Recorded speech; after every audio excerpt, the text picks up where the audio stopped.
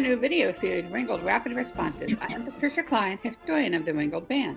In this series, we will meet members of the Ringgold Band and New Horizons Band to get a glimpse of their life. Welcome, Ringgold Band member Dewey Freeman.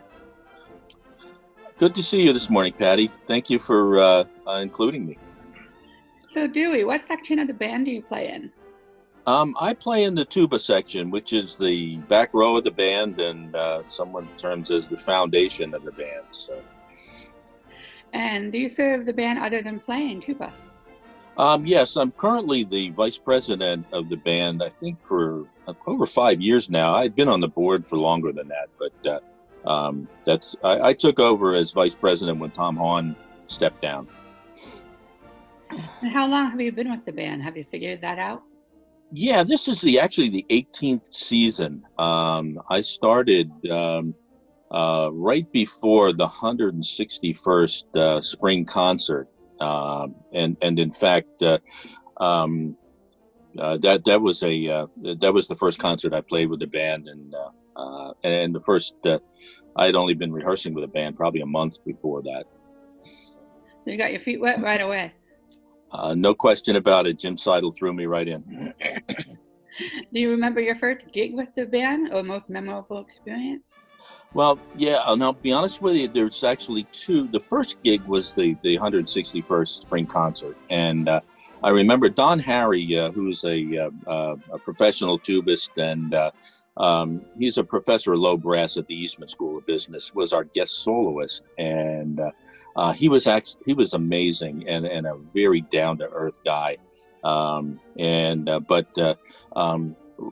About a week or maybe 2 weeks before the concert, one of the members of a longtime member of the tuba section, Jim Fegley, passed away. He was supposed to play the concert, and Don had, as a tribute to Jim, Don had an arrangement of Bach's "Walk It Out" or "Sleepers Awake," and the whole low brass section came down in front of to the front of the band, and we played that. Don played the melody part, and we played his arrangement. And I just remember that there wasn't a dry eye in the whole group. It's a good thing that some of us had it memorized. But I'll never forget that. And sounds like a very fitting tribute. It was, and it happened rather suddenly. But the first concert, probably shortly thereafter, was at Governor Mifflin days. And one of the reasons I remember that is because I'm a Governor Mifflin graduate, and I remember we were on a flatbed in front of the auditorium, and we took a break, and I was talking to Jim Seidel, who was the director at the time.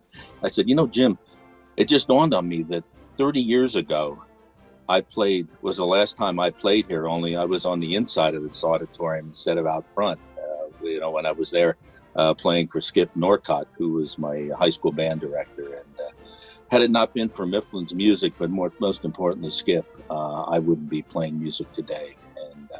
And Ringgold Band and music is a gift in my life today. And I can do this till I can't do it well anymore. As opposed to sports, I can't do sports anymore. So, but I thoroughly enjoy the band. Well, I know a lot of Ringgold Band members, when they decided to put their hat off, they decided to become audience members. Mm-hmm. And I will do the same. I'll play as long as I can play to the standard of the Ringgold Band, and then I'll become an audience member as well. You talked about an influential teacher in your life. Jim Seidel was my influential teacher. He was the band director at Exeter, which I went to, and that is how I became affiliated with the Ringgold Band. He recruited me in high school. Okay. It's interesting because I've said this. I'm also the vice chair of finance for the Reading Musical Foundation, and I've said this many times that I grew up at a time when sports and music and band were not mutually exclusive. And I think today it's sad because a lot of people that get involved in sports can't, like myself, I can't play basketball anymore, but I can play music till as long as I can draw a breath. And I think we sell our kids short today by not allowing them to do that. to go between groups. Yes, yes, and because music is, like I said, it's a special thing. Especially in this quarantine, that is what we're seeing. We're seeing the arts and music step up, theaters, and move us, entertain us, and keep us sane. So what is your present or past occupation? I would say I'm a retired banker. I recently retired the end of March after 38 years in commercial banking. And congratulations. Thank you. I had looked forward to playing in more groups. However, the pandemic has kind of put that on hold for a little while, at least. But I also worked in the railroad industry when I first got out of college for about 5 years. And my father was the chief engineer of the Reading Railroad, so that's how we got to Reading. And so I worked in that industry for several years before going into banking. That sounds interesting. Can you tell us a little bit about your family and your life outside the Ringgold Band? You mentioned a little bit of it.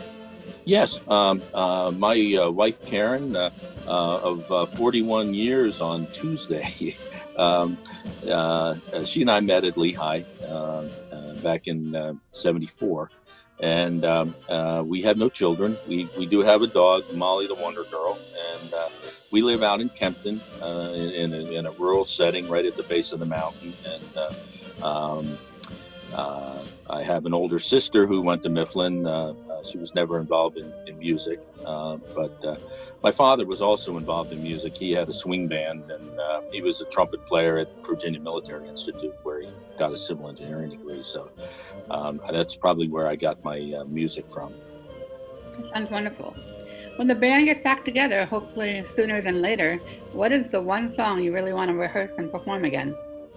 Well, there's so many that we perform that are the old chestnuts, but one that came to mind is a piece called Danzon Number 2 that was written by a Mexican composer, Arturo Marquez. And we did play it with the district band reading group, so we played through it before, but it's a really, to me, I'd love to play it and perform it, and hope we get a chance to do that. Is there anything you want our fans to know? Well, I think Ringgold, to me, Ringgold Band is a national treasure. It's one of the best kept secrets in Berks County. You know, I've gotten involved in a lot of other groups because I hadn't played for 20 years and started back up in my church. And when I talked to people, I met a lot of people outside our area, and they all know the Ringgold Band. They when you mention that name, they perk up. And I mean, it's not only the historical significance. I mean, we've the connection to John Philip Sousa, the last band that he directed before he died in Reading at the Abe Lincoln in 1932. But it's also the quality of the band and the history. It's got such a rich history with Monroe Althouse, who was good friends with Sousa, and I just think that. When I get people to come to a Ringgold concert, like my old boss, who's the president of this bank, he walked out of there and just said, if you didn't feel a sense of patriotism, you better check your pulse, because it is just a great band and a great experience. And we are kind of like musical reenactors. Plus, we have a great time doing it. It's the Ringgold group is like a family, and so I hope we can keep it going for another. What is this? The 109. Yeah, I hope we can do it for another 100 100 years. Although I won't be around for that, but. That's my hope. And by the way, it was not the 161st; it was the 151st. Was my first concert. I just realized that. So, well, I missed the camaraderie of the band, and I think that's what you're hinting at. You know, there's great camaraderie, some laughter sometimes over silly mistakes, so whatever happens during rehearsal. And I think we're all missing that human connection. That's why we're doing this series at this time. Mm-hmm. Well, I think it's a great idea. Let's give a big hearty thank you to Dewey Freeman for sharing his time with the Ringgold Band audience and patrons. I am Patricia Klein, and this is another edition of Ringgold Rapid Responses. Bye. So long. Thank you, Patty. And then I cut it.